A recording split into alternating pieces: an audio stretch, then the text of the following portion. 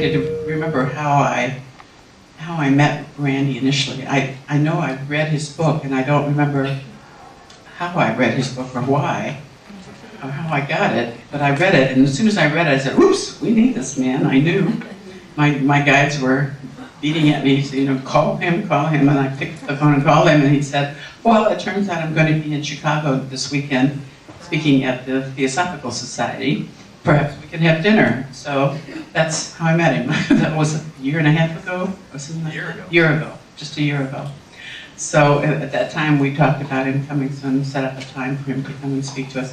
I know you're just absolutely going to love his story. If you haven't read his book yet, I strongly advise that you get a copy and read it and pass it around to all your friends, because it's also a wonderful, wonderful message about how things really are. My own story parallels a lot in the intensity of synchronicities. And when I read his, I just went, oh my gosh, this is even more. And I just loved every second of it. So please give a warm welcome to Randy Rogers.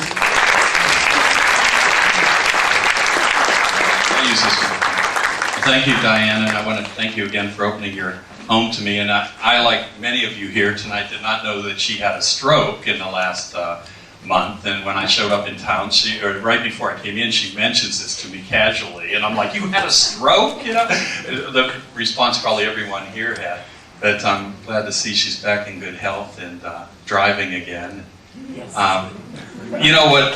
Normally I get up in front of applause for Diane. She's really a great lady, great spirit. You can feel it around her. Normally I get up in front of a group like this, and I know nothing about you, and some of you may know something about me. But tonight was different because she passed the mic around, and I got to hear a little bit of your stories and what you're interested in, and so I can kind of shape my talk a little bit to touch on some of these subjects that because at the end of it, pretty much all of you are going to find a connection to me and something that I talk about, and if not, for sure, when you read the book, you'll see how we're all connected, and that's what the story is about. And to start it off, though, I think it was one of the women, was it Laura? I thought it was Laura up here, was talking about coincidence, that word coincidence. And I'm here to tell you you're going to lose that word by the end of this evening. You're going to understand that everything's a synchronicity and everything's happening for a reason. And there is no such thing as a coincidence. And another woman over here, I think it might have been, was it Jennifer, was talking about following the signs. Well, that's what this story was about for me. I was a newsman. I worked at NBC Nightly News. I was a photojournalist. I shot a lot of the footage that you probably saw in the news over during the late 80s, mid to late 80s. You saw it on Nightly News, the Exxon Valdez oil spill. I was up there. I was on a shoot with the Voyager flight that went around the world on one tank of gas with Gina Yeager and Dick Rutan. I've covered a lot of stuff that you probably didn't know you were looking at footage that I shot. But at the end of the 90s, I got out of the news business. I went into the motion picture industry, and that's where I am today. I'm still out in Hollywood. I still have my studio out there, and I do all kinds of things. But my life took a drastic turn about 15 years ago, and what kicked in was my newsman background, and that's why this story came out, and that's why the book's written today. And what happened was, and I'm going to touch on somebody else over here who mentioned a Catholic background. Is this too loud? Here, hold it down. Is it still? That's good. Right in there? Okay. I have a Catholic background. I grew up in this little town in Johnstown, Pennsylvania. Some of you may have heard of it. It's out in just outside of Pittsburgh. It's famous for the flood of 1889, where over 2,000 people died, the biggest natural disaster this country's ever known up to that time. And that's the town I grew up in, this steel town. Grew up in a Catholic family, was an altar boy, and that's my spiritual background. I have no knowledge of the metaphysical, all these words that were bandied around today about past life and reincarnation. I had no knowledge of this 15 years ago when I started this investigation that turned into the book. I was just this ex-newsman working in the movie industry out in Hollywood when I had the feeling one day, I just built a new house and I moved into the house, and I had a feeling that a friend I knew from grade school had passed away. And her name was Kathy Lynch. I had gone to this Sacred Heart grade school with her, the Catholic school in Johnstown. And I didn't know why I was having these feelings or thoughts of her. I couldn't get them out of my head. And so I always did what was the newsman part of me. I always used my gut instinct, and that's what drove me all the time I was a photojournalist. There was an inner voice that would say, be over here, I'd be there, I'd get the shot, you'd come back, and I'm, how'd you get that? Well, I just was listening.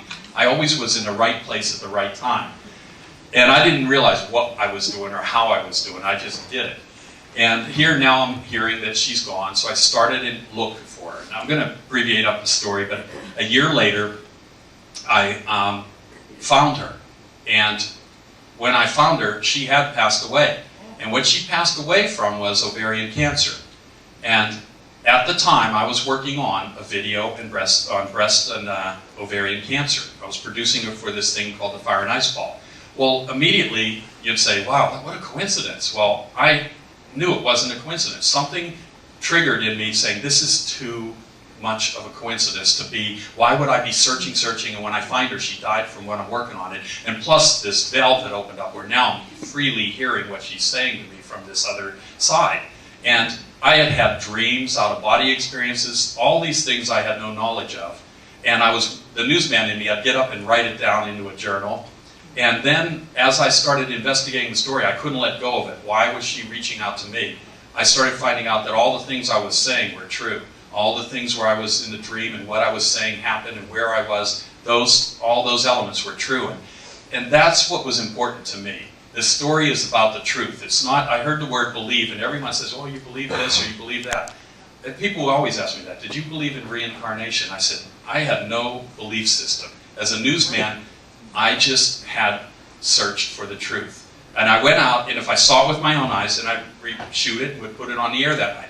And if you didn't, you'd go and interview people. And if you get 2 or 3 people saying how they saw the fire start or the accident happen, then you'd put it on the air. But if it wasn't there, then it didn't have any basis in truth. And that was the way it was. It was black and white for me. There was either there or it wasn't there. And so I started this whole investigation looking for Kathy in the same way. I was trying to understand why these synchronicities were occurring and how they could be occurring and what the chances of them happening to me were. And of course, my wife at the time, she was a statistical analyst. She did all these statistics, so she knew what the odds of things were. But she was fighting me tooth and nail on this, just kept saying it was coincidence. She kept throwing out the coincidence word, but I wouldn't let go of it. And as I searched the story, trying to find out why Kathy was reaching out to me, it led me to a Russian acupuncturist. And I was at dinner one night with a guy that I worked with and his girlfriend. She happened to work at Disney Studios. And I was telling her what was going on. I really hadn't opened up to anybody. Because first of all, I didn't want anybody thinking I was crazy, because I was trying to figure out what's going on with me. Am I losing my mind? But I started to tell them, because they were close friends, I'm having these events happen and looking at this and this. And she goes, oh, you've got to go see this woman, Lucy Postolov. She's this Russian acupuncturist I go to, and she's really great. She puts these 4 needles in you, and you'll start, you'll do a past life regression. And I'm going, what the hell's a past life regression? And she starts telling me about you were somebody else in a past life, and I'm just rolling my eyes. But I'm being really polite with her. I'm going, oh, sure, okay, maybe I'll try that. I'll call you if I ever need that. Well, I went away that weekend to New York with her boyfriend. We were shooting on a job there on a movie. And while I was going to New York, I handed him this book that somebody had handed to me, trying to make heads or tails out of what was going on with me. And he handed me this Brian Weiss book called Many Lives, Many Masters. And many of you have heard of that. I had never heard of it. And I'd read the book, and I'm thinking, man, something like this is happening with me. How can this be happening? And here he is talking about what the girl at dinner had just told me about, these past lives. So I give him the book on the plane. And I told him, also, my wife had pointed out, we had an argument one day about synchronicities, and I kept telling her there is no, or coincidences. I said, there's no such thing as a coincidence. I said, I'm coming to that realization that everything's happening for a reason. And I said, I'm clearly reading these signs. I can read them like a map. And she says, well, if that's true, then this number 23 that you're always saying isn't a coincidence. And I said, what number 23? She goes, well, you know how many times you say that? And I said, no. And she said, well, you said this book was written in 1923. And she was a numbers person, so she had picked up on me using this same number in different things. And she said, and you just said it's been 23 years since you've seen Kathy. And it had been.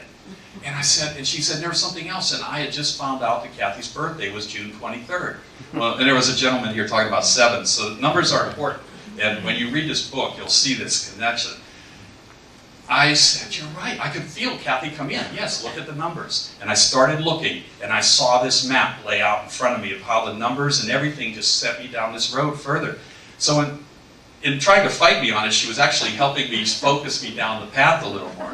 So I go to New York. On the way, I tell this friend of mine how this number is appearing around me all the time. We walked off the plane and we come through the gate, and I turn around and I said, look, we're at gate 23. And these series, and while I was in New York that weekend, these series of events, I started thinking about his girlfriend and her telling me I should see the Russian acupuncturist. And while I was standing in line at the airport to come back out, the woman in front of me started turning around, and I write about it in the book, how she started talking to me about an area where my grandmother was from, over in Czechoslovakia. And all of a sudden, I'm thinking, I'm hearing her, look and see. This is a sign, go see, I'm hearing this, see Lucy, see Lucy. And I look over at her seat, she's sitting in seat 23. And then I could hear in my head, well, look at what seat you're in. And I was in 32, and I'm going, okay, Monday, I'm calling Lucy. Well, this is where the synchronicities really locked me in. And I'm ready to call up, I don't have her number, and I'm calling Renee on Monday at 9, I think. 8:30, my phone rings, it's Renee calling saying, you won't believe what happened. I'm in Lucy's office last week, and I'm telling her about, she's telling me that I should read this book. And it's the book you gave to Ron this weekend. And she could see, I said, I know, I'm being led to her, I'll go in and see her. So I set up an appointment, I go in to see Lucy. And I walk in her office, sit down, and she starts asking me, what's going on with you? And I said, well, I'm working on this video on the breast and ovarian cancer. And she goes, oh, and she doesn't even let me get past that. She says, oh, my mom's got cancer really badly. She's in this program at UCLA, and they only took 70 women in the program. She starts describing to me the program that I'm shooting the video on. It was that program, I was shooting the women in that program. And I'm in a city of 14 million people, surrounding me. And people would go, wow, what a coincidence. And I knew, no coincidence. So I just kept following. That's what I was doing. And that's where the story really explodes, when I let her stick these 4 needles in me. And here I am, this newsman lying on the table, just giving, and I'm really a very visual person. So the minute the needles went in me, I started telling her what I was seeing. And then I'd come home and write it down what all had happened. And then all of a sudden, the stories I was telling her made complete sense. I started proving who they were. And not only did I start telling her stories of who I was and who Kathy were and how we had been together in all these other lives, I started telling her who she was and then proving it. And that was probably the most dramatic part of the whole story, was the day that I told a story about Lucy holding up a plate so I could see who I was. And when she lowered it, I was telling her it was her showing me myself in a past life in Egypt. And then when I went home, a bunch of things happened, and I just about had my own little stroke at my house that day. It was so intense. And when I started telling her things that I had no knowledge of, yet I was telling her truths in her life, and she was carrying pieces of the story along with her. She was carrying actual symbols that were Egyptian, that I was telling her who she was, and then when they found out who she was in back then, these symbols were something that were given to her. And they were given to her through a series of synchronicities years before I had ever met her. And she had them in her purse, and I had no knowledge of this, yet I was pulling us all out of the ether, on the other side. And the story goes on, and I continue on the path and following these synchronicities to what becomes the end of the story. But it's not really the end of the story. It becomes enough to write the book on.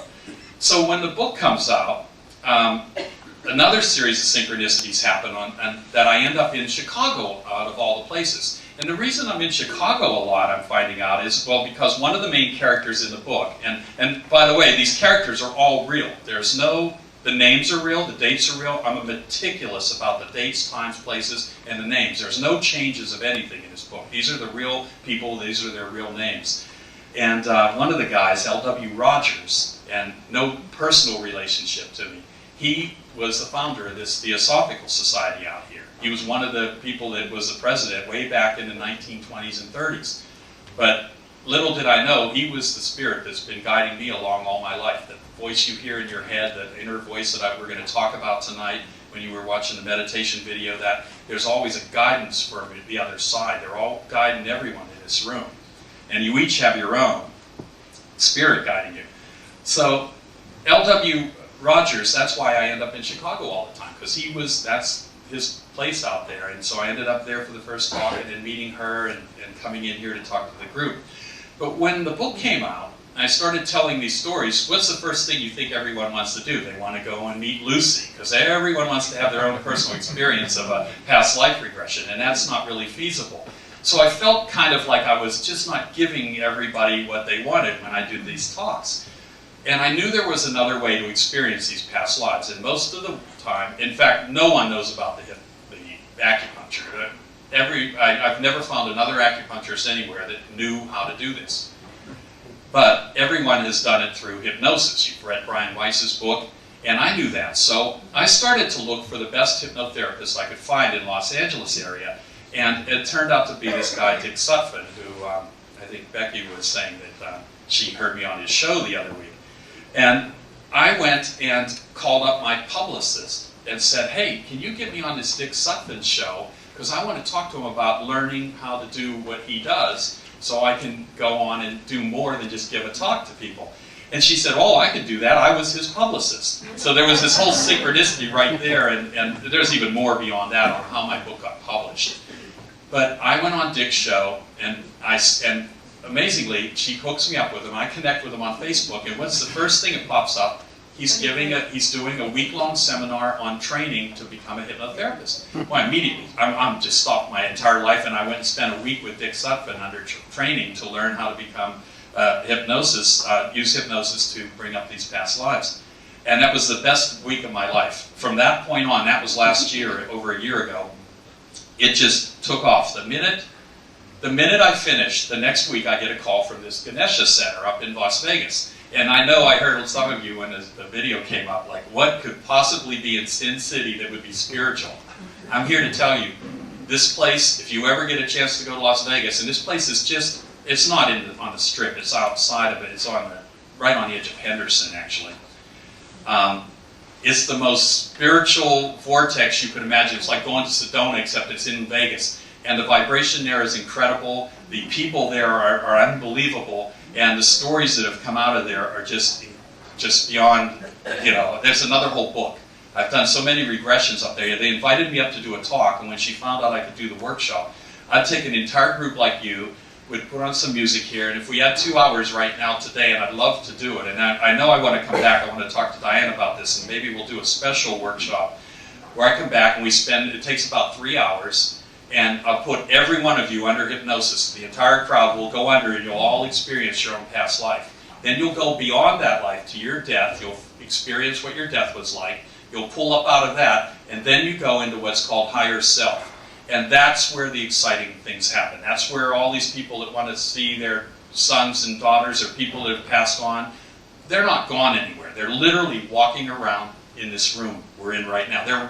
We're immersed inside of this other world. And when you get to that level, you have a free-flowing, you see them, they're there, and whoever your spirit guide is shows up. And most of the time, a lot of times, it's a relative or a friend that shows up. Whoever it is, it's important for you to see.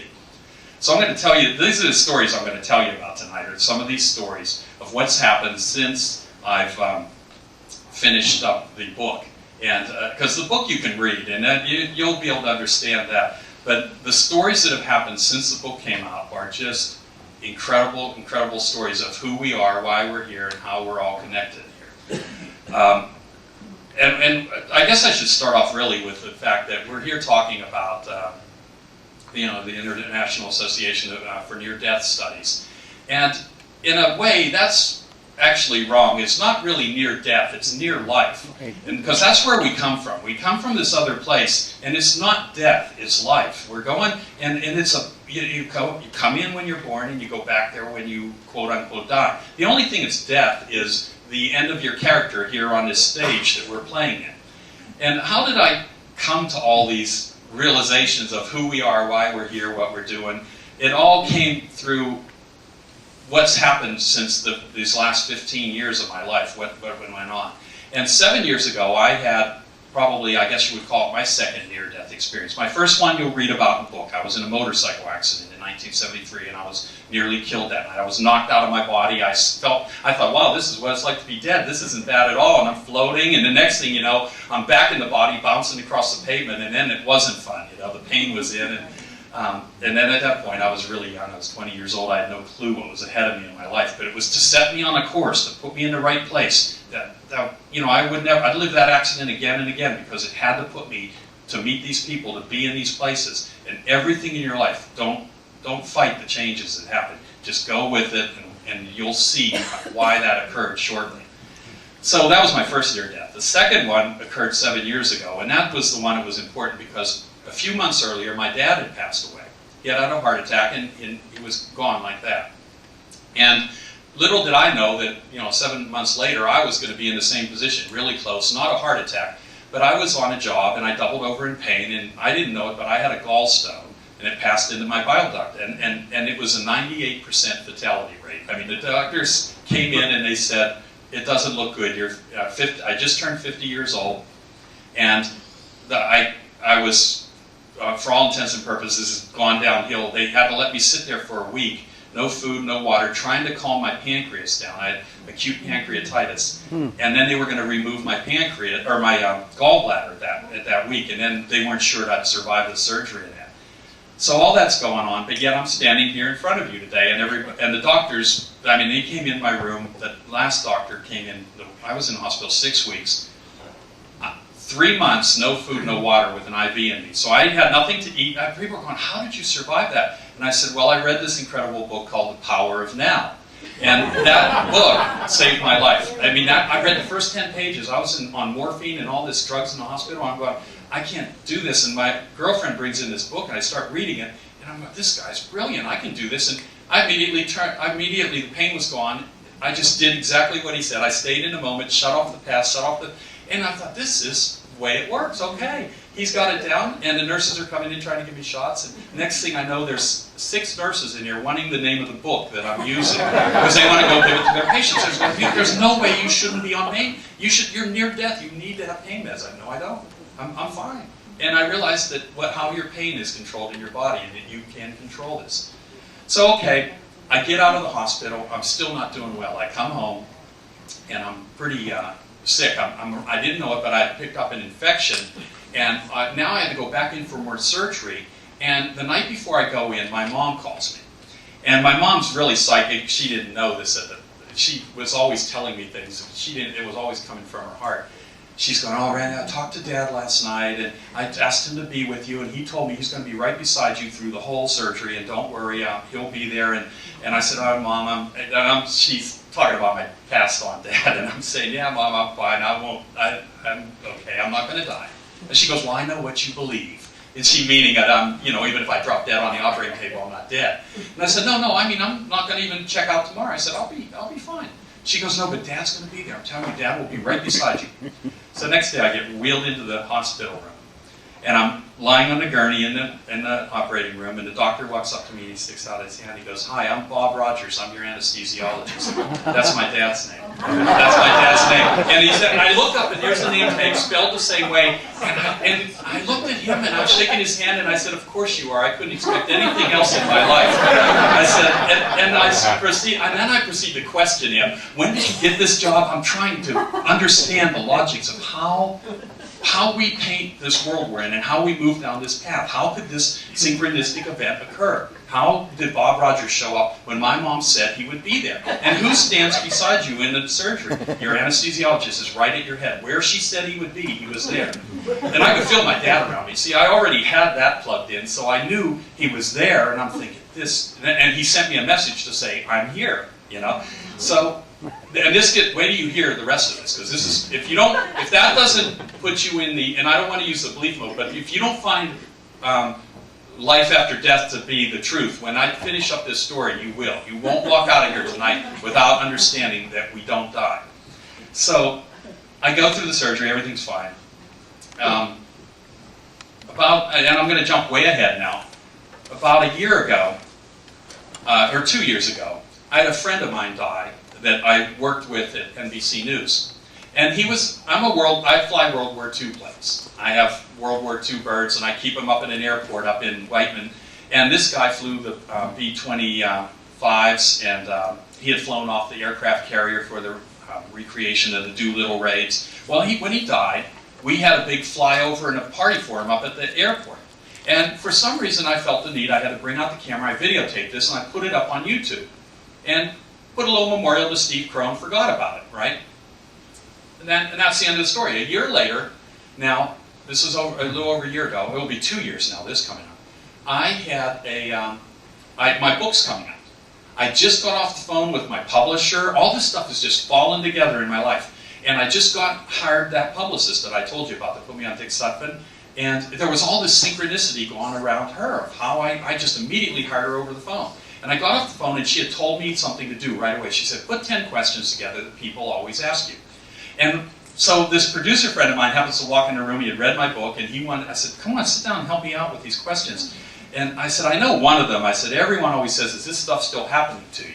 And I said, oh, it's every day. And I relayed the story of what happened at my near-death experience in the hospital. And he's going, oh my God, that's incredible. He goes, I never heard that story. He goes, you got to, tell that story. And I said, yeah. And at this point, it's 5 o'clock on a Friday evening. I said, I really liked hearing from my dad like that. I really like to hear from him again like that. I said, I feel him around me. I can tell when my dad's near me. And my mom was just here earlier, and I'll tell that story in a minute. But I said, I really like to hear from my dad again. And that's at 5 o'clock. 8 o'clock that night, I go home. I'm sitting in my chair. I turned on the TV. Now, I always listen to my inner voice. I feel this inner voice saying, oh, go check your email. And I'm going, man. But I knew I'd trust. I go up. I can't get on the internet. It's off. And so you do what everyone here does. You have two minds working on you all the time, your subconscious mind and your conscious mind. So my subconscious mind's saying, check the email. My conscious mind's going, you can do it tomorrow or later, don't worry about it. But I'm sitting in a chair and I'm so tuned into my subconscious going, check it.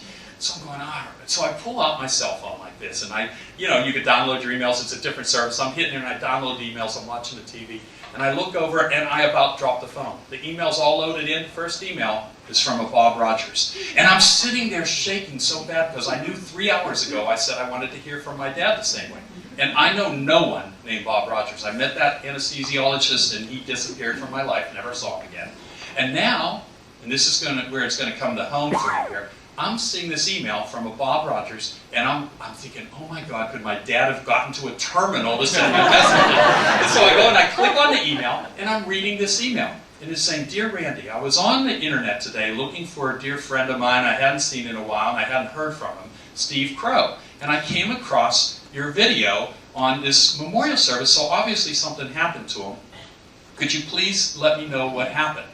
Signed, Bob Rogers, from Evanston, Illinois, where we're sitting right now today. So I said, I'm shaking. I'm going, oh my God, it's my dad. My dad got, and I'll tell you how this works. So I call up Bob. I send him an email. Yes, Bob, here, Steve passed away, and this is what happened. But beyond that, this is what happened today. 3 hours ago, I said I wanted to hear from my dad, and you pick up the phone and call me, and I investigate this stuff. I said, I want to know, what made you go on the internet today? Because this is an important question. You got to understand it. Did he go on there because someone else told him to go on? What made him go? He goes, oh, it was easy. He goes, I just felt Steve come into my thoughts, and I had to go get him. So on this other side that we're walking around here right now, my dad and Steve got together to funnel around to get a message to me, that, hey, I'm here, I'm still here, and it was all it was. They had to find somebody, a common person, that would be able to somehow come through that named Bob Rogers. And my dad found someone who knew someone named Bob Rogers and made that connection. So I knew I could feel my dad around me immediately. So these kind of stories, that's how you communicate with this other side. You don't need to go to John Edwards. I mean, it's great when someone else tells you, but it's the truth when you feel it personally. When you see the synchronicity in your own life, when you see that message, when somebody was telling me a story about a $5 bill that somebody always gave, their dad always gave them, and they got out of the car and there was the $5 bill laying there, and it triggered that memory. That's what this is about. Recognize these signs. They're around you. The most cynical people I've had that didn't want to find any truth in this. And one of them was the guy that led me on the path to finding Kathy, Chuck Mamula, another photographer. And he knew something was going on with my life when I was researching this story. I was trying to find her, and I had called him to find out where Kathy's high school was having their reunion. And I said, I'll explain it when I get to Johnstown. So we're in a restaurant, and I told this story this morning to some people in the group, but we're in a restaurant that morning, and he's gone, Randy, if there's anybody else but you're this newsman, I know you don't go off half-cocked about this. Tell me, what is this synchronicity stuff you're talking about? And I said, well, Chuck, I said, sometime today, it may be in the next minute, it may be in the next half hour or hour or a couple hours from now, you're going to have an event happen. And that event, you're going to go, wow, this just happened to me yesterday or something. It's going to be a connection immediate. You're going to see two things that you're going to say, what a coincidence. I say, except it's not going to be a coincidence. And while I'm telling him this story, I see his face just drop in the middle of the conversation. And I said, Chuck, what happened? Did something happen while I was talking to you? And he said, yeah. He said, you see that waitress over there? And I said, yeah, I looked over. And while I was telling the story, the waitress had come up in the middle, and I stopped talking. She took our order and walked away, and I didn't pay attention to her. But Chuck goes, my wife and I were out to dinner last night at a restaurant 30 miles out of town here. That same woman waited on us last night. And while you're telling me a story that something's going to happen in the next minute, she walks up, and I'm like, that's why his face about fell off, because he sees this woman. He said, I don't know her. I've never seen her before. I've never been in this restaurant for breakfast. And now I've seen her twice with what you're saying is a sign. What's that sign mean? And I said, well, that's easy. Let's back up to last night. And this is how you should interpret the signs when you do them. I said, what were your first thoughts when you saw this woman the first time last night? I said, there's a reason you remembered her. What was he goes, oh, that was easy. He goes, I thought of my Aunt Ruth. He said, you see that woman? Her hand's all crippled up from arthritis. And sure enough, I hadn't noticed that her hand was clenched and she could barely clench the pen. She was very arthritic. He goes, my aunt had that really bad. And she just reminded me of my Aunt Ruth, and I thought of her. I said, Chuck, that was your Aunt Ruth saying hello to you last night. She literally sent that woman down. You felt it. It was a feeling that came through you, and you didn't acknowledge it. You didn't say, hi, Aunt Ruth. I remember, I'm feeling your presence. I said, so what did you think when she came up today? The first thought that went through his mind, he said, well, it was my aunt. I thought of my Aunt Ruth again while you're telling the story. I said, well, that's because your Aunt Ruth sent her by for a second pass, so you would see the synchronicity of it. When you see somebody like that twice, and that's your Aunt Ruth. I said, I can feel, I don't even know your Aunt Ruth, I can feel it around us right now. And I said, you should be able to feel that vibration. He goes, well, I did, I just don't know why I did it. And I said, that's how this works. It's not going to be that you're going to see them in person necessarily, although there's been all kinds of cases of everything like that happening. But that's how this synchronicity works. So the next question is, why do we do all this? Why do we come in and out of these lives if this reincarnation does exist and these events are happening? Why are we coming in and out of these lives? And that was a big question of mine. And when I trained under Dick Sutphin, and I learned a lot about karma. And karma is the key here in this whole thing. And everybody knows the word, but a lot of people don't understand exactly what it means.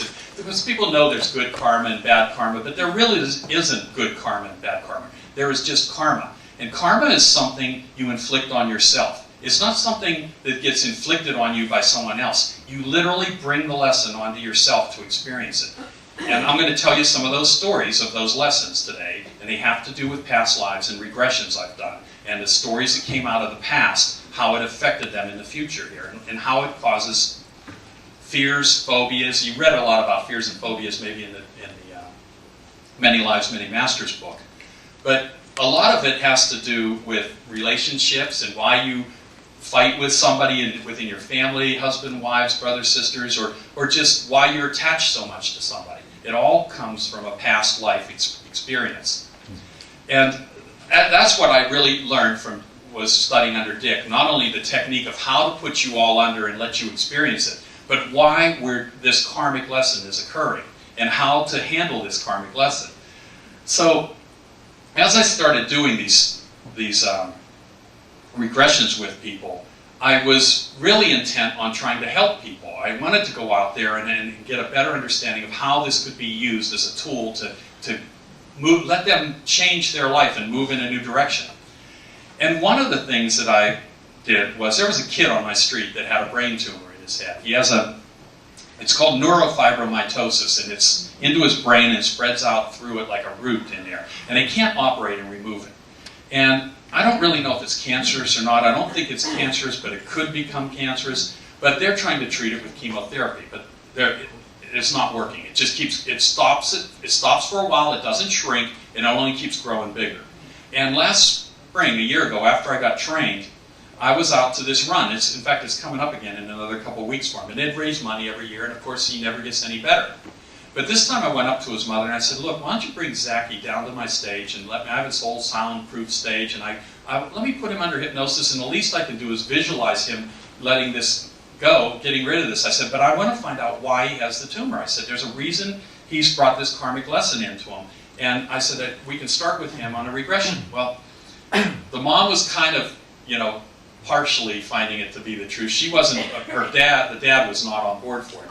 But Zachy wanted to come down and do it, so he comes in, and when he finds out he can go into a past thing, and he's 13 years old, so he lies down on the couch, and I put him under hypnosis. And it took a while. I thought for a minute he wasn't going to go, but the next thing I know, I look over, his little foot's twitching, and I thought he went so deep that he was asleep, but I asked him a question, and he came back with the answer, and so we go in, and it starts with, well, it's 1800s, he's standing there in a smock, and is covered with paints, and he's an artist, he's saying. But he's at all these art galleries, and he's selling all these, he's showing these paintings, that he just keeps talking about how proud he is of these paintings. And I said, well, what do these paintings look like? And he said, well, they look like Van Gogh's. That's what he said. And I said, Van Gogh's, okay. And I said, well, then we're going along, and I said, well, what's your name? And he said a name, and I didn't quite catch it. He said just one name, his first name, and I had a recording going, so I knew I'd listen to it later. So we move forward, and he starts to tell this story about him getting in a fight with another artist. And as a result, this artist dies. And then he dies. And when he dies, I take him, as he goes through his entire lifetime, I take him to higher self. And the two spirit guides that show up are his grandparents. On both his mom and his dad's side had passed on. And he's there with his grandparents. He said, my grandparents are here. And he's talking to them and saying, you're there. And I'll tell you, you are literally there. You leave your body in these sessions. He's there talking to the grandparents and the two granddads, and they're telling him why he has this brain tumor, that he brought it in as guilt for this other artist's death. But it's not his fault, and he's got to let go of it, and he can make this go away. And they start to give him visualization of how he can do this. So I'm telling him, listen to your grandparents and what they're telling you to do, and you're going to make this tumor disappear. So we come back out of the session, and this happens a lot, but I mean, it will happen to almost all of you when you do one. The first thing out of his mouth, he starts laughing. I totally made that up. I totally made that up. I said, well, you did, Zachy. You made that up. You made up that whole story. I said, but it's what you made it up from that's important. You made it up from your subconscious memories. And the reason when you do a regression in a past life that it feels like you made it up is we're all in our conscious mind right now talking. You have no idea of your past lives or any of that because they're buried deep, deep, deep in that subconscious. But when you go into hypnosis, you're pulling open these file cabinets and these stories are just flowing out of your mouth and you're not knowing why you're saying them. And it feels like you're making them up because you don't have your conscious mind is trying to grab onto it. And I keep telling people, shut off the conscious mind. Just tell me the story. We'll sort the details out later. So he's standing there telling me I made it up. I said, no, you did, but it's a true story, Zach. And I said, besides, you had a name. I said, what did you say your name was when we were under? I said, I didn't hear it. I was going to play it back. He goes, I thought my name was Theo. Well, his mom goes, oh, Theo. She goes, you have a friend named Theo, don't you, Zachy? He goes, yeah. She goes, well, I'm sure you used that as your name. I said, no, Zachy, let me tell you another little trick. You have a friend named Theo in your life to remind you of who you were in a past life. That's why you have a friend named Theo. I said, you were this person, and these events are real, and you're going to make this tumor disappear. So they leave, and I go upstairs to my office, and I call my girlfriend up, who's an art major, and I start to tell her, you won't believe the story Zach came up with about being this artist, and he had these Van Gogh paintings, and he's in these galleries trying to sell them, but he told me his name was Theo. She goes, well, that's Theo Van Gogh. I said, Theo Van Gogh? Who's that? Well, it's Vincent Van Gogh's brother. Don't you know? I said, I never heard of Theo. I only heard of Vincent. I mean, most people in the real world only heard of Vincent. Nobody knows that, unless you're an art major or you studied it, know about his brother Theo. Well, Theo and Vincent were like this. And there was a fight between two artists. But what Zachy was describing as a fight between him and another artist was really the fight between Vincent Van Gogh and Gauguin. And that night, they got in a horrible fight, and Vincent Van Gogh cut off his ear and mailed it to, the legend has it, he mailed it to a prostitute. And then he went into a deep depression. But during that time, he painted some of his most famous paintings, that self-portrait and some of the other ones that are worth millions and millions of dollars. And then he walked out in the field one day, shot himself in the heart, stumbled home and died. 6 months later, Theo was so despondent, he was so close to his brother that he died. He reincarnates as this boy on my street who sits in his room all day painting with his paints. And when you see his paintings, it's chilling to see how they look like Van Gogh's. I immediately call up his mother and I said, "Did you know Vincent van Gogh had a brother, Theo?" "No." I said, "Does Zachy know anything about the Van Goghs?" I said, "Let me put him on the phone." So Zachy gets on the phone. I said, "Zach, what do you know about the Van Goghs?" I said, "Do you know anything about Vincent van Gogh's mother or father?" He goes, "No." I said, "Did he have any brothers or sisters?" "Well, I don't know." I said, "Well, tell me everything you know about Vincent van Gogh." He goes, "Well, I know he painted this painting, Starry Nights, and that. And that's all he could tell me." I said, "So you don't know anything," and this is Zach talking, because now you're in character, Zach talking. He has no clue of his past life or anything. But when he's under hypnosis, he's telling me an entire story that made sense. So 2 months later, I get a call. I'm in Pennsylvania.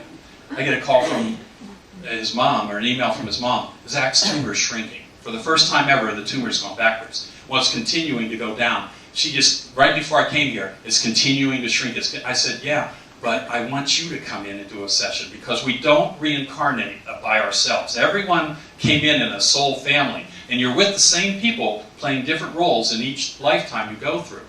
So I want his mother, because they're holding pieces of Zach's cure inside of them, because Zach didn't bring the tumor into himself. They all, some part of their past life story, because that's their karmic lesson that they have to take care of. So they're holding them to it. And intention is such a powerful tool. How many of you know somebody who's either got a crippling disease or something, and that's your image of that person? And once it's embedded, and once everyone has that same image, it becomes impossible for that person to move from healing themselves, because everyone's holding the intention. And there's a reason, once you start to visualize that person as someone else and everything, and that person realizes why they're doing it, magically the disease disappears. And that's what trying to get the entire family in, though, is the part, once something's starting to go, we'll just let it go. Well, yeah, but it could happen like that if every one of you came in, told your story, and you released the agreement that you have going. Because we write these agreements before we come in here. There's agreements that are made as to the characters we're going to play, and how they're going to be played, and what you're going to do. And it all has to do with these karmic lessons. Literally, I've done dozens and dozens of these regressions. And as I went through them, the stories of how they brought in the karmic lesson are just incredible stories. There's 2 types of karmic lessons too, I found out. At least 2. I mean, the 2 major ones. There's a karmic lesson where you did something in your past. And whatever it is you did in your past, and I have a good one on that. I had a woman who had come to a talk at the Mystic Journeys bookstore with me a year ago. Tall woman, beautiful looking. She seemed really in great shape, but she told me she had some illnesses going on, but I didn't pay much attention to it. I didn't think she was that sick. It's just like meeting any one of you. I didn't see her for a year later. I go back east last summer, take care of my mom, and I'm going to tell a little bit about that story in a minute. But I had to put her through hospice. She passes away in September. I sell her house. I get back to LA in October. I sit down at my office, and all of a sudden I can feel my mom around me going, "You got to call Shay." Well, Shay's this woman I met in a bookstore that I signed a book for, and I just happened to have the emails. I save all my emails, so I went looking through it to find it. She had heard me on Coast to Coast. I find the email. I call her up, because I'm listening to what my mom said. Call her up. You need to call Shay and check on her. So I call up, and I leave this message at this place where she used to work. And I just said, "Shay, this is Randy Rogers calling. You met me at the signing, and I just want to see how you're doing." And nothing for 2 days. And I'm thinking, this is crazy. They probably think I'm nuts. And 2 days later, I get this phone call from her girlfriend, and she says, Liz is her name. She said, "Liz," she goes, "Randy, I can't believe you're calling. You're not going to believe what's happened. Shay's not doing well. She's got this, she's been in the hospital." And she starts to tell me, she said, "But beyond that, 2 weeks ago, I was in a meditation. And I was deep in this meditation." And that's why meditation is important, because it gets you to this point, too. There's different ways to get here besides hypnosis. I was deep in a meditation, and Shay's grandmother comes into the meditation. Shay's grandmother had passed on. And she says to me, "You've got to call Randy. Call Randy, he can help you." And she comes out of the session. Now this is a girl that only met me once. I'm not friends with theirs, so they're not even thinking. I'm not even on their radar screen. And she goes to her friend Shay. Liz says, you know, I'm in meditation. Your grandmother's coming to me saying, we got to call Randy. And they're going, who's Randy? And they're trying to figure out among their friends who Randy is. And then out of nowhere, from my mom's side connects me, I call, and then the call comes in, and she's like, this is unbelievable that you, I said, it's all happening on the other side. They're connecting and making us get together. So I said, bring her in. Well, they roll this girl in a wheelchair, and I told you that how tall and beautiful, she's disintegrated into nothing in a year's time. She has some kind of disease, couldn't figure out what's wrong, put her under hypnosis, and I'll tell you real quickly, she ends up in Scotland in the 1700s, early 1700s. She's a clansman, you know, a Scottish clansman, a really powerful male figure. She's a man, and she protects his clan, and she's in battle after battle. She starts describing these battles. And while I have her under, I stop her, because she's ready to run this guy through in the battle. And I said, what? She says, a young boy, and I'm going to kill him with her sword. And I said, well, how do you feel about that? She said, well, in my heart, I don't want to do it, but I've got to do it. She kills him. Well, then I take her the whole way through her life. She passes on, get her up to higher self. Her spirit guide gets with her. And I said, now I want your spirit guide to take you and show you why you're experiencing these things in your life today, why you're in a wheelchair now and you can't seem to get past this illness. And you don't even know what it is, really. It's some kind of blood disease. Boom, she's back on the battlefield with the sword on this guy's throat, ready to kill him again, this young boy. And the spirit guide's saying to her, look into his eyes. What do you see in his eyes? And she starts describing the fear, the emotion, the helplessness is what she said. He's helpless. He can't do anything. And what are you having experienced right now in a wheelchair? Helplessness. Karma is two different kinds of karma, and I want to talk about that. She's experiencing the flip side of the coin, I call it. When you do this karmic lesson in the one life, and you were this powerful person, but yet you acted it out, now I want to see what it's like to be the weak person. So she comes into this life, and now she's got a disease, and no matter what somebody does to save her, she's helpless and weak and just keeps disintegrating. Well, she can let this go now. Knowledge erases karma. That's a key thing to learn here today, is once you understand the karmic lesson you're here to learn, you can erase it. But there's other people that are holding. Remember, the intention is holding. So her friend Liz, who has to take care of her all the time, her friend is also involved in this somehow. I said, Liz, you've got to come in. I've got to put you down under so you can figure out what you hold, so both of you can release this story and your friend can get better. Oh yeah, I'll come in. But it's constantly something else. So she keeps holding her to the story because she wants to play out her role of the nurse, you know. But if she came in, she'd understand that other part of it. Is trying to get the whole story put together. And believe me, every one of our stories are interconnected. I'm telling you, within 6 jumps, I could take any one of you in the room here. Well, probably if you read my book, I'll get a call from you. I've gotten it from almost everyone else that's read it, saying, you won't believe how I'm connected to you. I read this part and this thing, and of course you are. We're all connected. We're all part of this one energy out there, if you want to call it God or, you know, Jehovah or whatever name you want to plaster on it. That's us. We broke and fragmented into all these little pieces. And the reason is the spiritual growth you get. And you saw that meditation thing. It's talking about that's what we experience in this life. By the end of our life, the spirit inside of us that's driving the body is what grows. And people, this is probably the biggest, how much time we have here? Yeah, I'm still good. I want to tell this story because this story is so cool. It's about these roles we play, because everyone gets hung up on the roles. How many of you have a hard time understanding why like 6 people wrote a book on saying that they were Amelia Earhart, or 10 people said they were Abraham Lincoln, and how could that possibly be? Because we only know of one Abraham Lincoln, one George Washington, one Amelia Earhart. But that's not exactly how it works. The way it is, and this is how I'll explain to you how I came to this. The timeline, we're on a timeline, and you have to understand how time works. You and I, we're all in the moment right now, what Eckhart Tolle talked about. That's how you can get rid of the pain in your life, by staying just right now in the moment. And that literally requires shutting your mind off of everything else, of worry, and keeping a clear mind and staying focused in where you are. And then all of a sudden you realize, I'm perfectly fine. There's nothing wrong with me, and the pain's gone. That timeline also holds us to an illusion that, well, there's no one else that can play us, and everything that happened is in the past, and everything in the future is yet to happen. That's not exactly the way it works. On the other side, when you leave your body, when you go to sleep at night, when you die, and you go to this other side, that's where you can look at all of time. Time is stopped. There is no time on the other side. It's time something we created along with distance and the illusion that this place is all huge.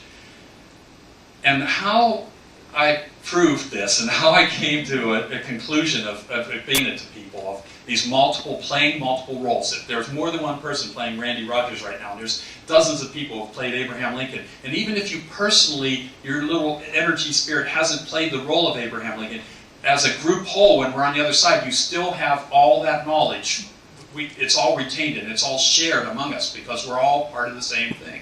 So it's kind of like a hologram, or when you see these things out there, if you cut it in half, this half has it, and that has, they all have the same information retained inside of two different things. And you can keep cutting it as many times as you want on a hologram, yet all the information is in each piece of it. And that's what we function as. That's how our spirits work too, from this other side. And that all came to pass on a really, really cool story that I'm going to tell you about now, where I could explain it to you so you understand who you are. Because when you walk out of here, I want you to be able to look in the mirror in the morning and look past the character you're playing and really get a grasp of the spirit inside you and who's playing you.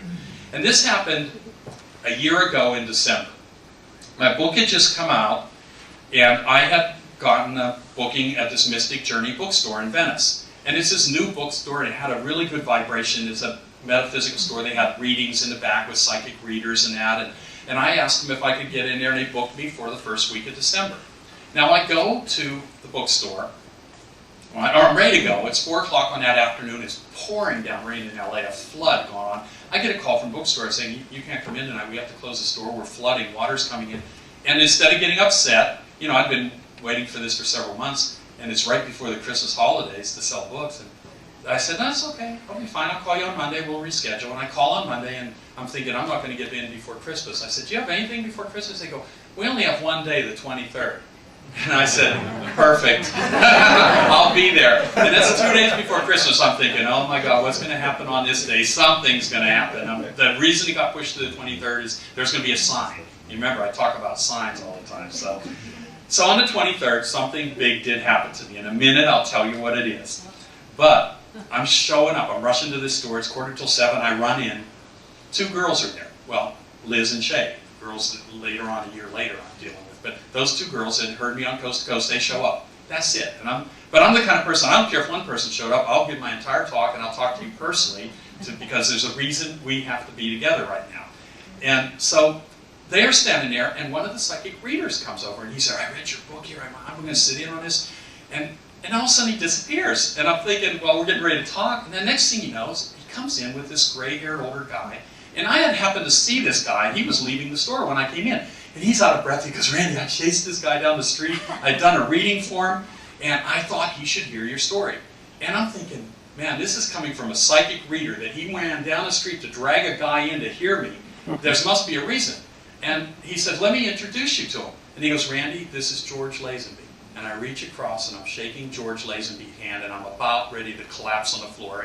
And I know a lot of you won't know who George Lazenby is, but I'm going to explain it in a minute. I'm so nervous. I'm shaking him. I'm like, oh my God, George Lazenby. I said, if Jesus Christ would have shown up in front of me right now, I couldn't have been more surprised. I said, you are like Jesus Christ appearing in front of me. I said, because I was looking for this sign, and you're it. I said, you're it. I said, and I'm shaking, I'm looking at my watch, I'm going, because 40 years ago on this very night, in 1969, I was a 16-year-old kid in a snowstorm in Johnstown, Pennsylvania, up on a ladder, changing the marquee on the State Theater to read. And I was an usher. That was my first job. I was changing the marquee to read, On Her Majesty's Secret Service, George Lazenby as James Bond. Yes. And now I'm standing here in front of the man who played James Bond. I recognize him immediately. He's shocked that I know him, because he played the role once, right? He's not known for, that's all he's known for. Really, if you look his career up, he's done some other things, but that's all he's known for, that one time. But it was important to me, because I go, George, I said, this was my favorite James Bond movie. I've seen it over 100 times. I was at that theater and played it night after night. I said, it was the best story ever written. I said, and you were my favorite James Bond. I know other people like Sean Connery or Roger Moore or the other ones, but I said, you're my favorite James Bond. I said, I've talked about you for 40 years. I've dragged this story along. Anytime when anybody bring up James Bond, I'd talk about you, and they'd go, who the hell's George Lazenby? But I said, he's the best James Bond. And I said, the reason the story was so important was it was the most romantic James Bond. He fell in love with Diana Rigg's character, and they got married. And it was the most romantic James Bond. I always envisioned my life being like that. You know, you're watching this thing as this young boy, and I said, and you don't know this, George, but less than an hour ago on the way here, I stopped at the jewelry store and bought my girlfriend an engagement ring. I said, she's been bugging me to get married for 10 years, and I keep pushing it off, saying, I'm not getting married again, and no, we're not getting married. And finally, in December, something came through me saying, you know, just let go of it. You know, I'm always telling people to let go of things. Don't struggle against. And I thought, you know what? I'm just going to let go. And I said, and what happens? You show up. I said, this is incredible. I said, I talk about this. I write about it. And for you to be here tonight is the most important thing. I said, I want to use you in my talk because it just flowed into me at that point, how he can explain who we are. So he sat down, and the two girls sat down, and the reader sat down, and we started talking. And I said, look, when I say the name James Bond, what comes to mind? British Secret Service agent, licensed to kill. He has all these hot women around him all the time. He goes on all these adventures. That's the iconic character of James Bond. I said, if we went to a James Bond movie and that character didn't emerge, you'd be upset. If he was a florist, for instance, you'd be going, this isn't James Bond. James Bond is this British Secret Service agent. That character's set in stone, and that's who he is. But yet, how many people have played James Bond? We've got Sean Connery, Roger Moore, Timothy Dalton, Daniel Craig's playing him now. And I said, and George, you've played James Bond. I said, but let me ask you the most important question of the evening. Are you James Bond, George? And he looked up at me and he started to laugh. He goes, no, I'm not James Bond. I played him once. And I said, well, I'm not Randy Rogers. I played him once. And all of you aren't who you are. You're playing that character once. And that's how it works. Because you clearly see there's more than one person who's played James Bond. The character's always the same, different artists. And that's how this ties into Hollywood. That's how it ties into me. People go, why does this happen to you? Because I'm seeing the relation. I've worked on over 500 movies. I've worked with every movie star, I said the other day, except Liz Taylor and Jack Nicholson. And they don't do press and publicity. And Liz is gone now. But every one of them. Clint Eastwood, who's done a great movie out there. I've done a lot of his movies. He's all the publicity on it. And that's what's interesting. We're all actors in a play.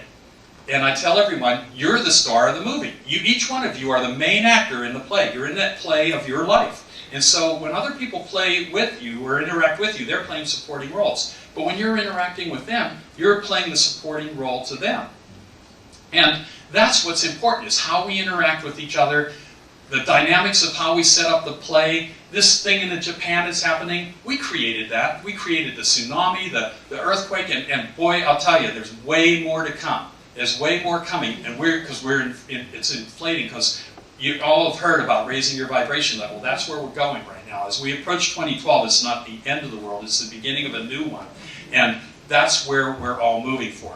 You should start to feel your vibration levels starting to pull up right now, because we are literally raising our vibration levels. And how you react to these things when somebody's needs your help and you rush into that, the Haiti quake, those people didn't die. They were all extras in the play. The 9/11, the same thing. We're all extras. We're all extras. We're all the stars. You don't know when your turn's going to come to be the guy that, okay, you're off the stage now. Because it's just a continuous play. It's been going on since the beginning of time, which we created. The time we created. Because remember, it's only here. And the other amazing thing is, it's already happened too. It's already done. This timeline isn't just going one direction. It's not like nothing beyond here has happened. Everything's happened. We're literally just following the marks. And you come into this play, and a mask is pulled over you. And that mask is the character you have to play. You have to stay in the character. And because if you had all this knowledge of these past lives with you, you wouldn't be able to function in this world. How many of you could function if all you were thinking about was, well, what happened to my wife back in 1889, and where my brother, this and that? They're here. They're all around you. They're all different roles. You were playing the man last time, now you're playing the woman. There's no sexuality to it. That's what it's literally, you're putting the character in there. Look at Robin Williams. He's played a woman on the screen, Mrs. Doubtfire. You believed it was a woman. You looked at that, but yet it was just him putting his character, his soul into that role. And That's literally what we're doing. Each time it's a different character, it's a different play, and it's a different karmic lesson that we're trying to learn and grow from. And the trick is to find out what that karmic lesson is. And the best ways, again, to do that, I found, is with this with the past life regressions. It's an incredible way to do it. Is there any questions? Did somebody have a question here? Yeah, go ahead. I don't understand the why. Why do we have to play many roles? Why do we have to experience all this pain? Why don't, I mean, you said we don't remember previous lives because we'd be overwhelmed. But I've never really had an answer to the why. Well, again, the why is the spiritual growth. When you struggle through something, at the end of it, you're a bigger person. Inside of you, you've grown. That by the time your life ends, you've had all these experiences, and they're not all just pleasant. I said, let me tell you something. I always tell people this.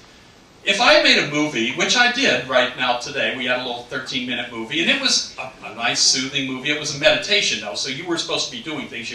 In reality, I said, we don't really need to put any video there, but it's nice for some people to see what you should be visioning. And then the next time, really close your eyes and imagine yourself there. But that was that little 13-minute video. But if I did a 2-hour movie of a man and a woman walking through flowers, holding hands, and nothing playing except some music, would any of you come to see that movie? No, because there's nothing interesting in it. You all want to see the drama, the growth, the spiritual growth on a screen. You want to see a character go from one end and come up to the other end, either overcome an illness or something. You want to see a change. You want to see that spiritual growth occur on the screen. And that's why we do this. Your spirit becomes bigger. And then, when you go over that other side, you want to talk about soulmates and why you're attached to people. If your spirit, once it gets to a certain growth, that's why we keep people saying, well, why are there more people on the earth?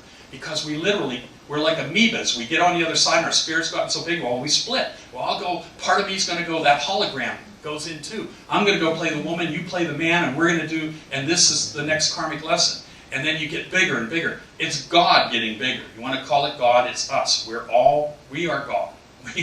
We are literally that part of the whole being. We break. That's the only way for us to experience growth, is by going and challenging us in these situations. And when you start to realize that no one really dies, that you really have this communication, they're going to be there with you. There was a karmic reason that they had to leave the stage at this point.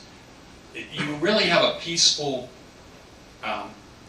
feeling come over you. And I can talk to that on a personal level, because I told you my mom passed away last summer. And it started in March. She had a heart attack, and I happened to be back east going anyway, and I moved up my flight, and I go over there and get her in and out of the hospital. And I had either me or one of my 4 other siblings, 2 brothers and 2 sisters, were always there with her trying to help her, but none of us lived in Johnstown anymore. And I was planning on coming back for a summer tour along the East Coast, so I drove back in June, and I'm there with her. And what happened was, she's not getting better. The heart thing's getting better. We were running some medical things with her, and I'd flown in a friend of mine with this machine that uses these vibrations, and my mom's heart seemed to be doing better, but there was something else going on with bleeding we couldn't figure out. Well, what it came out to be, she had a stomach tumor. And when it's your time to go, it's your time to go. It's your time to get off the stage. And my mom recognized that. She goes, I don't want to do anymore. I just want to be in a hospice. I said, okay. So I set her up in a hospice, and 5 weeks later, she was gone.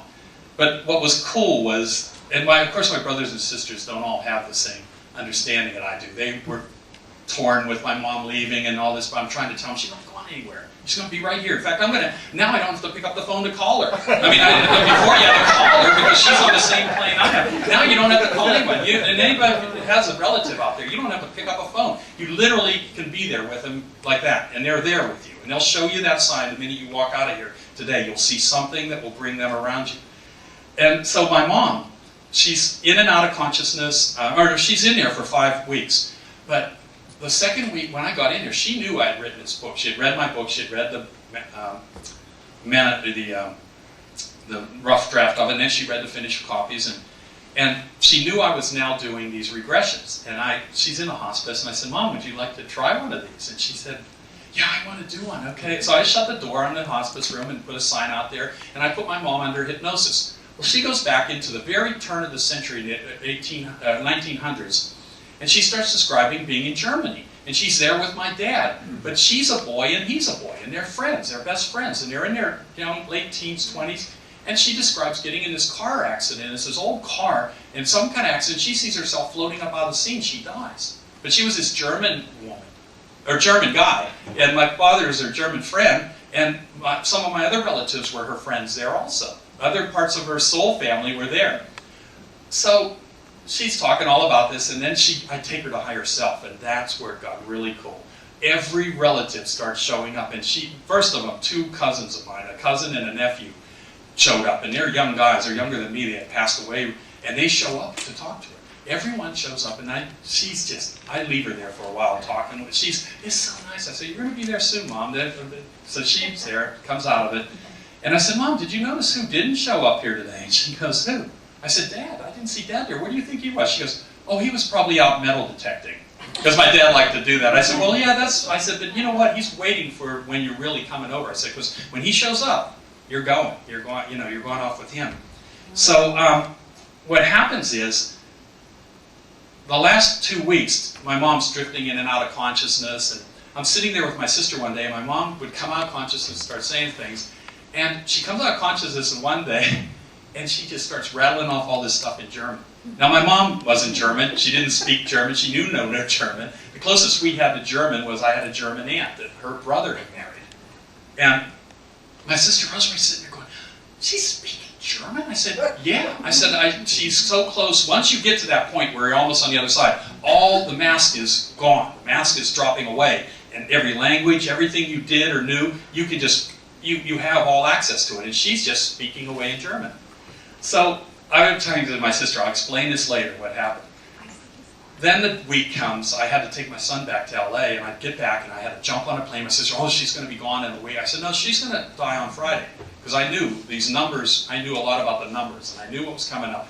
And so, sure enough, that Friday morning, I get a call, "Come up here." Her breathing's changed, and we get up there. There was a lot of tension with my family, about what's going on with her. But I'm not. I'm really cool. I'm excited. It's like watching somebody being born, gone the other direction. So I come in the room, and my brother and sisters were in there, and I thought, it's kind of crowded. I don't need to even be here. I'll be wherever. I'll know when she's going. So I went out, and I'm sitting there doing Sudoku puzzles, which my mom always liked to do, and I felt really close to her. I'm working on these, and my brother comes out and says, "I'm going to go take a shower," and I'm thinking, because he had spent the night there.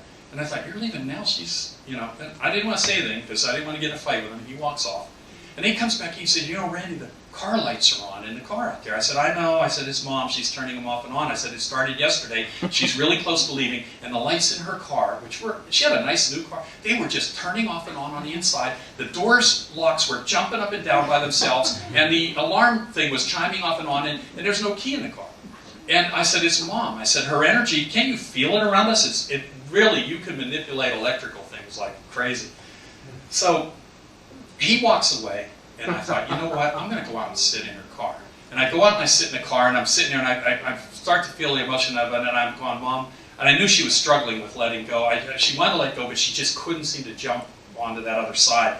And I'm sitting in the car thinking, I said, "Mom," and the lights are flashing. And I turned them off and turned them back. I turned them on, they were off, and I turned them on and turned them back off, and they went off. And as soon as I pull my hand away, boom, they pop on and the doors go up. It's like a Las Vegas casino. Literally, you got to imagine how much energy was flying there. And I go over and I reach over and I turn it again, shut it off, and then it comes on, and I started to cry. I said, "Mom, just shut out the lights. Please shut out the lights and let them out. Keep them out." And bam, the lights went out, the door locks went down, and it went completely still in the car. And I felt her leaving. And I immediately jumped out of the car and I looked, everything was still, and I ran in the door. And it was like a scene out of a movie when I walked into her room. I push open the door, and she's lying there on the bed, and my sisters look up at me. My 2 sisters were holding her hand. They're going, "She's gone. I think she's gone." I said, "Oh, no, she's gone." She just rang the bells and left. I said, "I felt her go." And I walked up, and I put my hand on her. I said, "Oh, yeah, she's gone." And I'm going, "Good one, Mom." And what was playing at the time was Amazing Grace. It just come on. She had a CD playing, and it was surreal. It was so surreal to be there in that situation. So what happens next is what's important. So you can understand that there's a communication that happens. One of my brothers had gone back to Arizona, so he jumps on a plane to come back now, because we're going to have a little memorial for her with her quilting friends on Monday. Well, Tom gets there, and he gets in the house on that Sunday before, and he's walking around looking at the things in my mom's house, and he sees this picture on the wall. And he goes, "What's this say?" And it was a picture of a castle in Germany with German words written under it. And my Aunt Ingrid had sent it to her, and my mom had it always hanging there, and I never knew what it said. I didn't speak German. And I said, "I don't know, Google it, Tom. Type it in on the computer." So he sits there and he starts to type the word. He types all the words, and it came out kind of gobbledygook. It didn't make any sense. And I said, "Put them in one at a time, and we'll translate each one, and I'll try to figure out." And he types in the first word, he comes up with a word, he types in the second one, and at that point, I felt my mom come into me. And I just said what she said to me at the time. She says, "Well, if you flip it over, you idiots, you'll read it in English on the other side." And I said this to my brother, and at the same time, I reached down and grabbed the picture and flipped it over. And there in my mom's handwriting was the translation in English. And I started laughing, and he looks at me, he goes, "Well, if you knew this, why did you let me?" I said, "Tom, I didn't. I'm telling you what Mom's telling me now. I didn't know it was on the back. We're both looking at it like idiots." She said, "You idiots." She was joking, but she always would say that, "Well, you idiot," you know. So it gets even better. I leave the next day, Monday, we have the memorial service. I come back home, and my brother Tom, again, is racing through the house looking for something, and tearing the plate. And then finally, I'm sitting there really calm. I said, "Tom, what are you looking for?" He goes, "Well, I bought these lottery tickets with these numbers I found that Mom had that each of us were, some of our birth dates or something. And I played them on the lottery and I lost the ticket." He said, "You know where it is?" I said, "Tom, I didn't even know you bought a lottery ticket." I said, "How would I know where it is?" So he's back in the bedroom. All of a sudden I hear my mom come into me, and I said, I was sitting in the room, and I'll never forget. I said, "If you go into the closet, you look in your breast pocket of your sports jacket, you'll find your lottery ticket there." And all of a sudden, I don't hear a noise. I just hear the closet door slide open, and I hear my brother go, "Randy, are you talking to Mom again?" And I said, "How would I know where your lottery ticket is, Tom? I'm just telling you what she told me." I said, "Was it there?" He goes, "Yeah, this is freaking me out. This is freaking me out." And I said, "No, can't you feel her around me?" I said, "I don't know why it is so hard for people to, when you let your mind, that's another thing about the clearing and meditation. When you empty your mind, the real messages are going to start to come through to you. So there is life after death, and it's not really life after death, it's life after life, I like to call it, and because there is no death. It's just the end of your character here, and no one gets upset when the character in a movie, is gone or something, or in a play. You understand it's part of the play, and once you start to look at our lives the same way, and you really get in touch with that other side, you can feel that love coming from there. It is a love that you vibrate.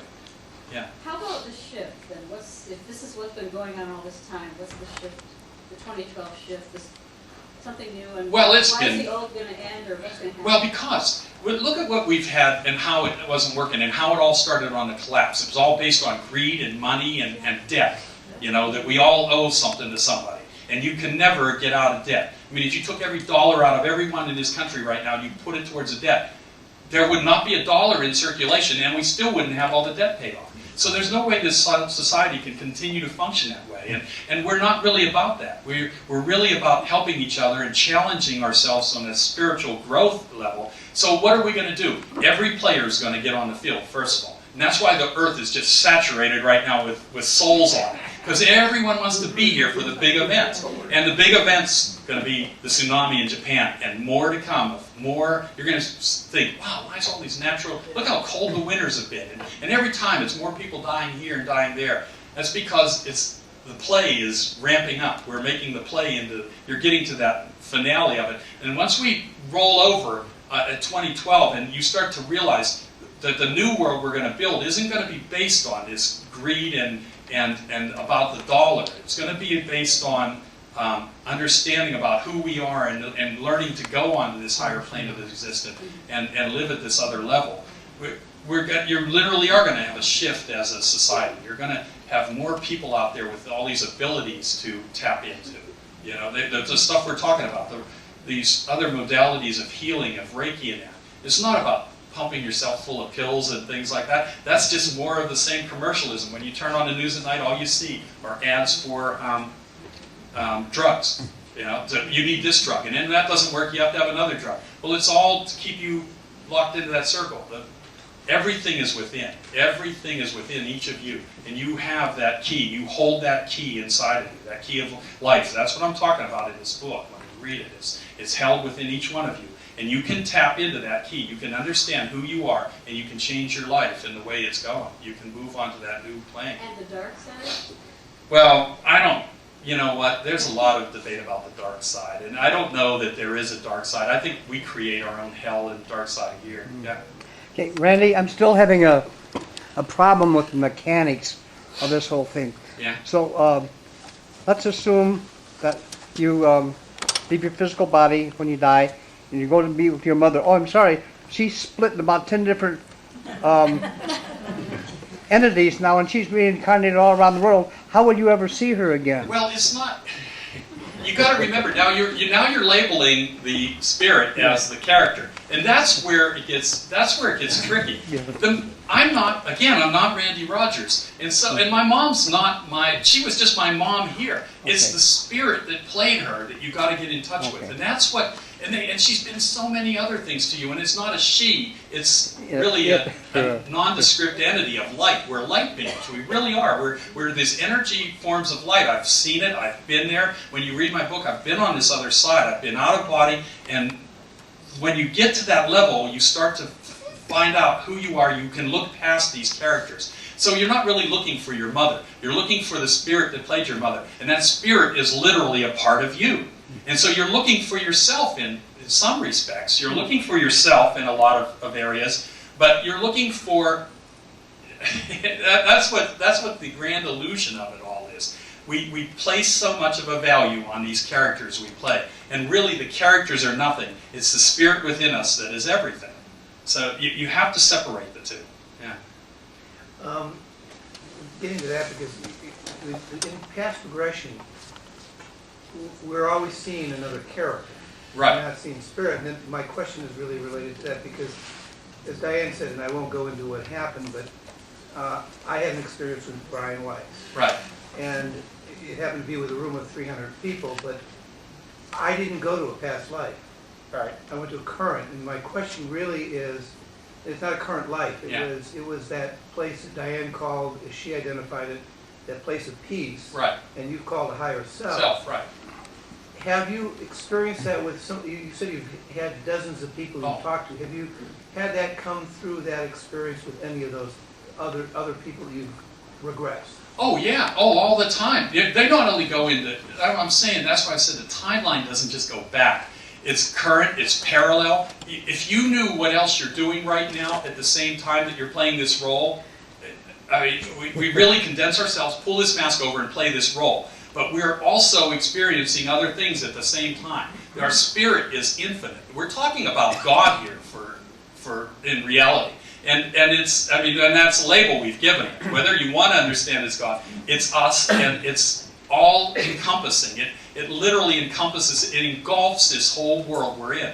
And so it's forward as well as back, the entire timeline. It's literally, people want to think of this timeline as something that's moving and it's only going this way. It's really all laid out there already. And we jump in, play this, and jump out, and we go back, and there's no linearness to it. George Washington's still crossing the Delaware, Lincoln's still writing the Gettysburg Address, Amelia Earhart's still flying across the the Pacific. All these events are continuously on that timeline. It's a matter of where you jump in and play it.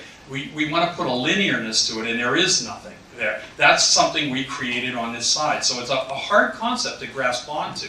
And that's where this illusion of, people want to know, do we have fate or do we have free will? Is everything destiny or is it free will? And I'd like to tell them, we've created the illusion of free will. It is the most perfect illusion we've created. We come up to the road and we have to make a left or a right, and we think it's a big decision. In fact, when my mom was in the hospital, she had to make that decision. Shall I get the surgery or shall I go to hospice? And I said, Mom, no matter what you do, it's going to be, I said, we can flip a coin right now. It will be the right decision. I can tell you that right now. So don't sweat this stuff. Just pick one or the other, whatever you want to do. And my sisters were pressuring her to have the surgery, right? And I said, okay, fine, I'm supporting you, whatever you want to do. So I go home that night thinking, we got a surgeon on board, she's going to do this thing, which was going to be brutal. You know, at 80 years old, I knew what was going to happen there, but I didn't want to tell. I said, it's your decision. Next day I come in, nurses are wheeling in this pain med thing, and I'm going, what's going on? You didn't tell your son? Well, I haven't talked to him yet, and I sit down and what's going on, Mom? I decided I don't want to do any surgery. I just want to go in the hospice. And I smiled, and I knew she had made the right. I said, "See, you made the right decision, and you went on the right path. You didn't want to go and experience all this stuff that was not going to do anything for you. It wasn't going to put you where you need to be. You need to be on the other side, and it's your time to go." And she controlled everything about it. She didn't let the cancer get her. She quit eating and drinking, and just fell asleep, went into a coma, and was gone. And it's peaceful. It's an easy way to get out of here. It's not the way all of us get to leave. We all pick the way we're going to go, whether you know it or not. You're literally embedded with that script in you when you come here. And your destiny will put you there. And if it doesn't, events will occur to put you in the right place at the right time. And that's a perfect example of what happened to me yesterday when I tried to get here to Chicago. I was at the airport at 7 in the morning, yet I didn't get here till midnight last night. I spent 15 hours trying to get here to Chicago. And I knew at the point when it stopped at delay, cancellation, I thought, well, something's coming. I gotta be, and it was to be in the seat and on a different plane sitting next to this guy and talking about this kind of stuff with him. And because things were going on in his life and he needed to hear this, and he started up the conversation with me, asking me what I did, and I told him and then immediately, and I spent that entire 3 hours with him, and there are events yet to come, and I know where they're going. I already know what's happening going forward from here. And you can look in, by the way, you can see ahead. When you go into these regressions, you can look ahead, and I've done it. When you read my book, I talk all about these past lives, but in one little part of it, I said I'd lost track. I'd done so many past life regressions at this point, I lost track. And I said I even went into a future life too. Well, when my editor saw that, he goes, "Oh, you got to write about this." And I said, "Well, it doesn't belong in this book." He said, "Well, no, write that story." And I said, "Well, I went and pulled out my journal of what happened that day, and I wrote it up, put it in there. He promptly takes it out the next day." So I'm glad I told you it didn't belong. But those events I wrote about 15 years ago came to pass. All here in Illinois. And it all had to do with something I saw me doing 15 years ago, a movie I'm doing in the future. And I described this movie, I described this town, I described these events and what I was filming, and then all of a sudden, in the last 2 years, I get handed this book that contained the events that I had no knowledge of what I was talking about 15 years ago, yet all of them proved true. And when I came into town a year ago, I took a car and I rented and went down to this little town and to investigate these stories. And a series of synchronistic events. If I tell it to you, you'd be chilled at how it laid out like a roadmap. You can clearly see where your life's going and what you're doing. And that's all from doing regression sessions, stepping off the timeline, I call it. You step off and then you can look out the whole thing. So do you think that acupuncturist is what actually initiated all that for you? Well, acupuncture is just like hypnosis, same thing. And in fact, one of the guys here, Gary, he does acupuncture, and he didn't know you could do this. I'm telling him, look, it's 4 needles. I'll show you how to do it. And then all it is a matter. Acupuncture is the same as hypnosis. It's just getting you to a relaxed state.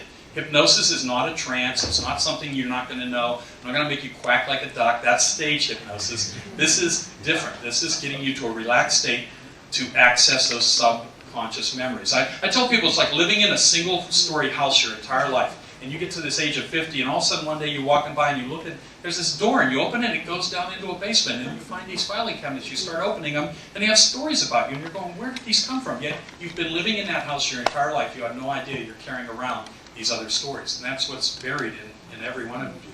Yeah? Yeah, we talked about the synchronicities. Right.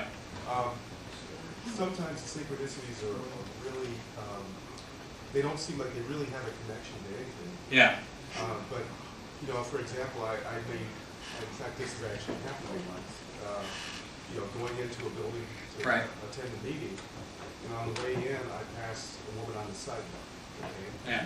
I go in for a 2.5-hour meeting. It's not like a smart shower or anything like that.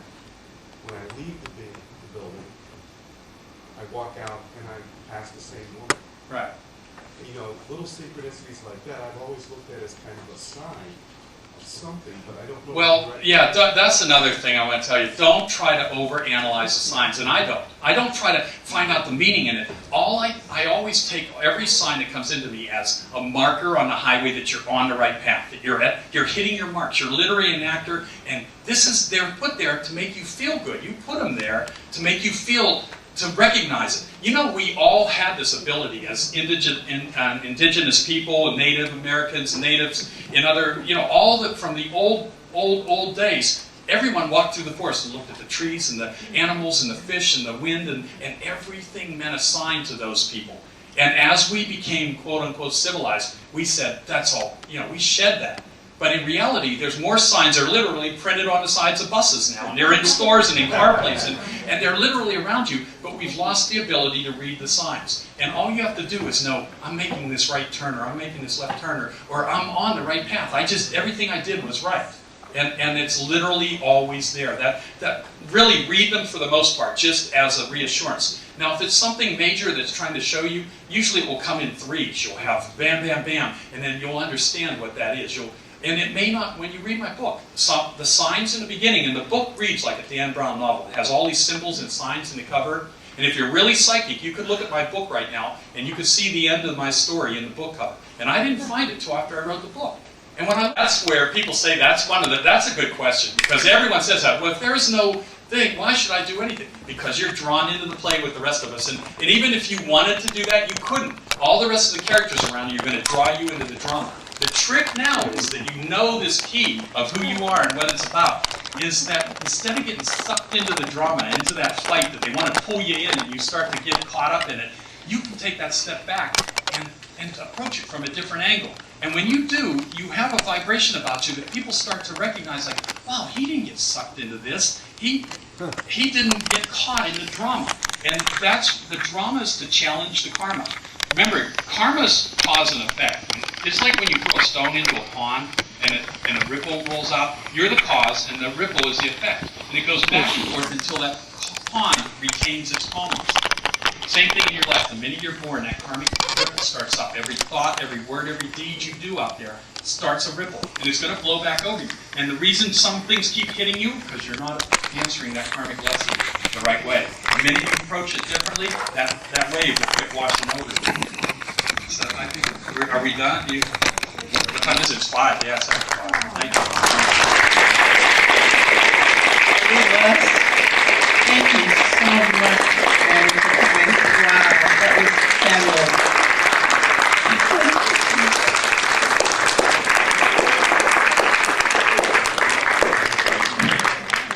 He's going to sign books out in the lobby for a few minutes and answer questions, and then we're going to Ruby's. So if anybody wants to join us there, you can meet there. Don't forget, next month is James Leininger's father, Bruce Leininger, and that will be a really wonderful meeting too. So get rested and relaxed and ready for next time.